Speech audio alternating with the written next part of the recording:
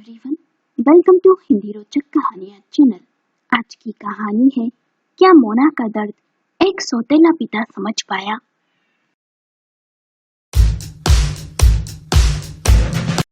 राधा एक छोटी सी कंपनी में काम करती थी। उसके पति का 2 साल पहले ही देहांत हो गया था। राधा की 6 साल की बेटी थी मोना। राधा अपने मायके में अपनी माँ और भैया भाभी के साथ रहती थी। राधा की भाभी को राधा फूटी आंख नहीं सुहाती। रोज घर में किसी न किसी बात से बहस होना निश्चित ही था। उन दिनों राधा बेहद ही उदास चल रही थी। पति के जाने के बाद इस दुनिया ने राधा को ये एहसास करा दिया था कि एक अकेली विधवा औरत का यूं अकेले जीना आसान नहीं।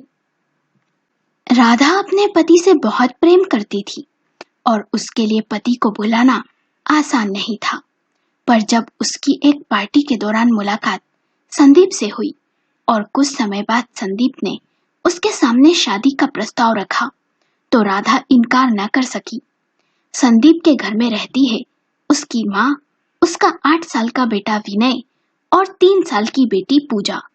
संदीप की पत्नी का भी कुछ साल पहले ही देहांत हो गया था। संदीप भी अपनी पत्नी से बहुत प्रेम करता था, पर उसकी माँ के बार बार कहने पर वो भी शादी के बारे में सोचने पर मजबूर हो गया। और जब उसे राधा के बारे में पता चला तो उसने राधा से शादी करने का मन बना लिया। राधा ने भी सोचा कि मोना को पिता का नाम और एक अच्छी जिंदगी मिल जाएगी, और हुआ भी वैसा ही। मोना को अच्छा बड़ा सा घर मिल गया, समाज में पिता का नाम और रुतबा भी मिला, पर मोना को नहीं मिली तो पिता के दिल में जगह। संदीप मोना के लिए वो सब करता जो विनय और पूजा के लिए करता। उसे स्कूल छोड़ने जाता, अच्छे अच्छे कपड़े लाकर देता, खिलौने लाकर देता और भी बहुत कुछ करता, पर कभी प्रेम से उससे बात नहीं करता और ना ही कभी उसे समय देता। पर फिर भी मोना संदीप को अपने बेस्ट पापा के रूप में देखने लगी थी। पर अगर राधा से कोई भी लापरवाही हो जाती या राधा कभी मोना के लिए कुछ ले आती तो उसे सौतेली माँ का दर्जा दे दिया जाता। पूजा और विनय को तो राधा ने दिल से अपना लिया था। उन पर माँ का प्रेम लुटाने में वो कोई कसर नहीं छोड़ती। वो उनके साथ खेलती, उनकी हर बात मानती, उनकी इच्छाओं का ख्याल रखती। पर अब राधा का ध्यान मोना से बहुत हट चुका था। उनकी दुनिया में उसकी कोई जगह नहीं थी। यदि राधा कभी मोना को होमवर्क करवा रही होती या उसके साथ खेल रही होती और उसी समय कभी पूजा, विनय, दादी या संदीप उसे कोई काम करने को कह देते या कोई फरमाइश कर देते तो राधा मोना को छोड़ उनके बताए कामों में लग जाती। उसे इस बात का डर रहता कि कहीं संदीप और उसकी सास किसी बात से गुस्सा ना हो जाए और उसे सौतेला कहकर ना पुकारे। एक सौतेली माँ चाहे कितना भी कुछ कर ले, बच्चों के लिए कितने त्याग कर ले, पर उसका प्यार किसी को नजर नहीं आता। उसे सदा सौतेला ही कहा जाता है। यही हो रहा था राधा के साथ। उसे वो सौतेला शब्द दिल में तीर की तरह चुभता और वो उससे बचने के लिए मोना की जरूरतों को, उसकी भावनाओं को नजरअंदाज करने लगी थी। विनय और पूजा की अच्छी माँ बनने के चक्कर में मोना की तरफ उसने लापरवाही दिखाना शुरू कर दिया था। मोना के जीवन में बस माँ ही तो थी एक अपनी, वो भी उससे दूर जाने लगी थी। उसे अपनी माँ से प्यार भी छिप छिप कर करना पड़ता था और राधा भी मोना के काम सबसे छिप कर करती। मोना को अपनी माँ की लाचारी का एहसास होने लगा था, पर वो भी क्या करती। जब राधा घर में नहीं होती तो मोना को अकेलापन खलने लगता।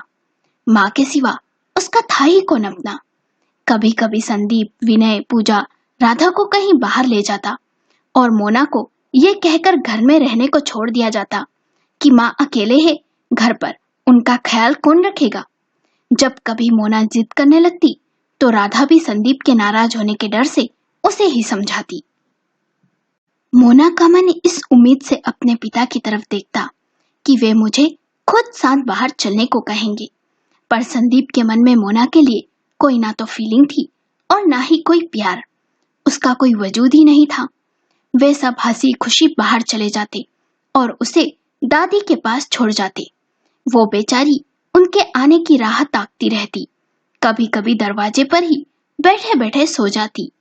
मोना कभी कभी सोचती कि माँ ने दूसरी शादी कर सही किया। जब मोना इस सवाल का जवाब ढूंढती तो पाती कि माँ भी तो मजबूर थी।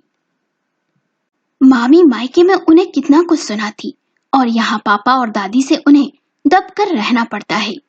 राधा भी अपनी बच्ची को इस हाल में देख बहुत दुखी हो जाती। कभी कभी तो बाहर जाते समय दरवाजे से पीछे मुड़ मोना को देखती और अपने आंसू पोंछती नजर आती। मोना की नजरों से ये छिपा नहीं था। वो अपनी माँ की लाचारी से भली भांति वाकिफ थी। दादी का होना और ना होना एक समान ही था। वो मोना से बात तक नहीं करती जब तक कि उन्हें कोई काम ना हो। जल्द ही खाना खाकर अपने कमरे में चली जाती। ये घर, उदासी, अकेलापन मोना को काटने दौड़ता। मोना दिल में ये उम्मीद ले बड़ी हुई कि एक दिन उसे उसके पिता प्यार से सीने से लगाएंगे और कहेंगे, मोना तू मेरी प्यारी बेटी है। इस घर में आए मोना को 15 साल बीत गए। उसने जवानी की दहलीज पर कदम रखा। पूजा और विनय उसे अपना समझने लगे थे, पर संदीप अब भी वैसा कटा कटा ही था। मोना हर कोशिश करती संदीप को खुश करने की। अपने भाई बहन का कहा मानती, उनका हर काम करती, पर संदीप पर जैसे कोई फर्क ही नहीं पड़ता। बचपन में कई बार अपनी बहन पूजा का होमवर्क कराने के चक्कर में खुद ने होमवर्क नहीं किया। इस कारण कितनी ही बार क्लास में मुर्गा बनना पड़ा और घर पर भी माँ से डांट पड़ी सो अलग। राधा कई बार मोना को समझाती कि तू तेरा नुकसान मत कर, जिन्हें तेरी फिक्र नहीं, जिन्हें तुझसे कोई लगाव नहीं, तो उनके लिए अपना समय व्यर्थ मत कर। जब मोना 15 साल की हुई तब एक दिन अचानक से पूजा की तबीयत बहुत खराब हो गई थी। घर में उस समय सिर्फ पूजा और मोना ही थे। बाकी सदस्य एक रिश्तेदार की शादी में शहर से बाहर गए हुए थे। तब मोना ने पूजा का बहुत ख्याल रखा, डॉक्टर को बुलाया, उसे दवाई खाना सब समय पर दिया। जब सब घर लौटे तो पूजा ने मोना की बहुत तारीफ की कि कैसे मोना ने सब कुछ मैनेज किया। तब उस पल संदीप ने मोना को बेहद ही प्यार से देखा। उस पल मोना को लगा कि अब उसे पिता का प्रेम मिल जाएगा, पर उसका यह सपना सपना ही रह गया। इसके बदले संदीप ने उसे एक स्कर्ट टॉप लाकर दे दिया बस। वो तोहफा मोना के लिए बेहद ही अनमोल था। पहली बार उसके पिता ने उसे अकेले ऐसा कुछ लाकर दिया था। वो तोहफा उस रात का सिर्फ इनाम था, बस और कुछ नहीं। पर उस तोहफे ने मोना के मन में एक उम्मीद जगा दी थी। वो हर संभव अपने पिता को खुश करने का प्रयास करती, जिससे उसके पिता का ध्यान उसकी तरफ जाए। सालों बाद ये पल उसे नसीब हुआ। वो ये मौका हाथ से कैसे जाने देती। राधा उसे बहुत समझाती, पर वो एक नहीं सुनती। अपने पिता का प्यार पाने के लिए मोना कुछ भी कर सकती थी। समय बीतता गया। विनय पढ़ाई करने विदेश चला गया। पूजा और मोना दोनों ही कॉलेज में आ गई थी। मोना 24 साल की हो गई थी। संदीप की तबीयत बहुत महीनों से खराब थी। एक दिन वो बिस्तर पर से गिर गया और बेहोश हो गया। सारे चेकअप कराने के बाद पता चला कि संदीप की दोनों किडनियां खराब हो चुकी है। जल्द ही किसी डोनर का इंतजाम करना पड़ेगा, नहीं तो जान जा सकती है। कोई भी डोनर नहीं मिला। डॉक्टर ने कहा कि यदि परिवार का कोई सदस्य अपनी किडनी इन्हें डोनेट करना चाहे तो कर सकता है, क्योंकि एक किडनी के सहारे भी जीवन जी सकते हैं। संदीप को जल्द से जल्द किडनी की जरूरत थी। घर में सभी का हाल बेहाल था। मोना अपने पिता की हालत देख मन ही मन रोती। एक सप्ताह बीत गया, पर कोई डोनर नहीं मिला। संदीप की हालत दिन पे दिन बिगड़ती ही जा रही थी। संदीप की माँ अपनी किडनी उसे देना चाहती थी, पर डॉक्टर ने उनकी उम्र देख साफ इनकार कर दिया। आज पहली बार मोना ने अपनी दादी को डर और चिंता में देखा था। राधा पर घर और बाहर दोनों की जिम्मेदारी आ गई थी। राधा को ऑफिस भी जाना पड़ता था। राधा मन ही मन टूट सी गई थी। पूजा को ज्यादा कुछ समझ नहीं आता, क्योंकि उसे घर के काम करने की कभी आदत ही नहीं पड़ी। उसके दादी और पापा ने कभी उसे कुछ करने ही नहीं दिया।